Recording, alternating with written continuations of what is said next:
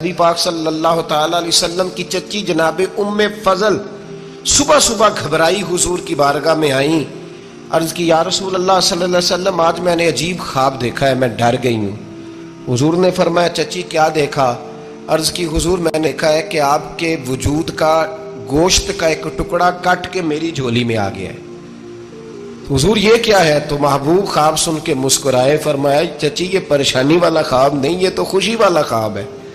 اللہ فاطمہ کو بیٹا عطا کرے گا اور وہ تیری گود میں کھیلا کرے گا، چونکہ وہ میرے وجود کا ٹکڑا ہوگا، لہذا خواب تجھے یہ آئی ہے۔ تو امام حسین پیدا ہوئے، امام حسن کی عمر ابھی 11 مہینے تھی، تو نبی پاک نے امام حسین کو جناب ام فضل اپنی چچی کی گود میں دے دیا کہ فاطمہ کے لیے دونوں بچے سنبھالنا مشکل ہوگا۔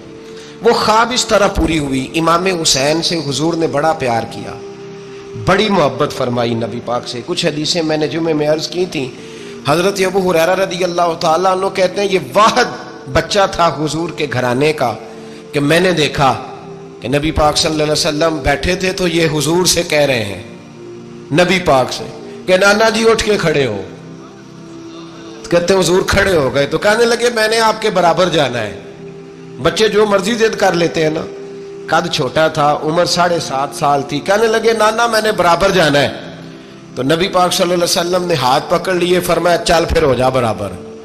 تو حضرت ابو ہریرہ کہتے ہیں انہوں نے حضور نے ہاتھ پکڑے، اوپر کھینچا تو امام حسین نے پہلے اپنے پیر حضور کے گھٹنوں پہ رکھے، پھر نبی پاک کے سینے پہ رکھے، اور جب ان کا قد سر تھوڑا سا حضور سے اونچا ہو گیا تو محبوب فرمانے لگے چل بس کر، تو نے تو کہا تھا آپ کے برابر ہونا، تو اوپر نکل گیا ہے، چل بس کر۔ فرماتے ہیں پھر امام حسین نے زبان باہر نکالی تو محبوب ان کی زبان چوسنے لگے، پھر ساتھ لٹا لیا اور انہیں سونگھنے لگے۔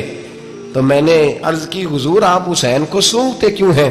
تو فرمایا ابو ہریرہ مجھے حسین کے وجود سے جنت کی خوشبو آتی ہے، مجھے حسین کے وجود سے جنت کی۔ ایک دن حضور گزر رہے تھے، اصل اس طرح تھا کہ یہ نبی پاک کا حجرہ تھا، جن لوگوں کو اللہ نے مدینے کی زیارت کرائی ہے وہ جان سکتے ہیں، نبی پاک کا حجرہ تھا۔ تو حضور کے حجرے کی اس جانب یعنی مسجد کی جو بالکل سیدھ ہے اس کی بیک میں سیدہ فاطمہ رہتی تھی۔ تو حضور اکثر نہ نماز کے لیے جب نکلتے تو حضرت فاطمہ کے حجرے کے پاس سے ہو کر دوبارہ محراب میں جاتے۔ محبوب حجرے کے پاس سے گزرے تو امام حسین رو رہے تھے، تو حضرت فاطمہ نے کسی بات میں جھڑک دیا تو امام حسین رونے لگے۔ تو نبی پاک نماز کے لیے گئے تو واپس لوٹ آئے، اور واپس تشریف لا کے کہا فاطمہ حسین کو کیا ہوا؟ عرض کی یا رسول اللہ تنگ کر رہے تھے، میں نے ڈانٹ دیا ہے۔ کیا خوبصورت جملے ہیں حدیث پاک میں۔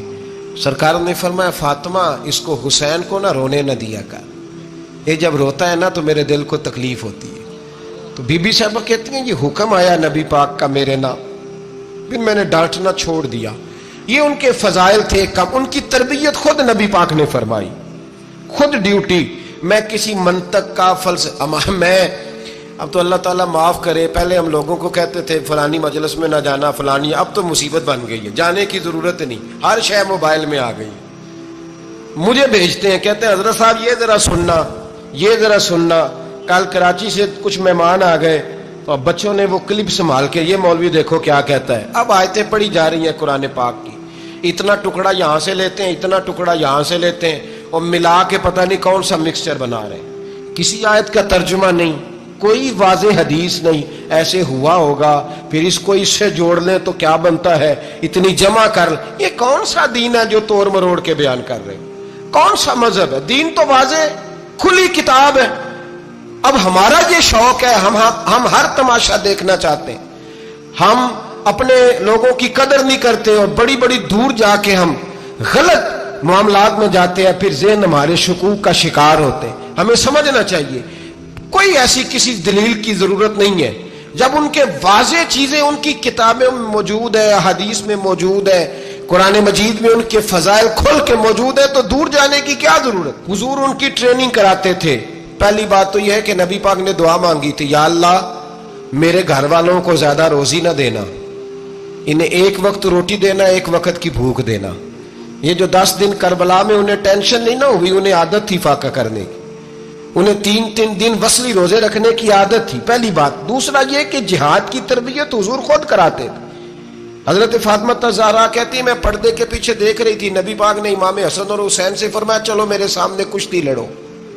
تو دونوں حضرات آپس میں جب کشتی لڑنے لگے تو نبی پاک نا امام حسن کو کہتے ہیں حسن حسین کو ٹانگوں سے پکڑو، حسن حسین کو پیچھے سے پکڑو۔ جب نبی پاک بار بار امام حسن کو بتا رہے تھے تو سیدہ پیچھے سے بول پڑی، کہنے لگی یا رسول اللہ آپ چھوٹے کو بتائے، آپ بڑے کو بتا رہے ہیں، بڑا تو پہلے 11 مہینے بڑا ہے، تو آپ چھوٹے کو بتائے بڑے کو بتا رہے۔ تو فرمایا فاطمہ تو چپ کرنا، جو میں دیکھ رہا ہوں تو نہیں نہ دیکھ رہی، ایک کو میں بتا رہا ہوں دوسرے کو جبریل امین بتا رہے ہیں۔ تو یہ حضور نے اپنے سامنے ان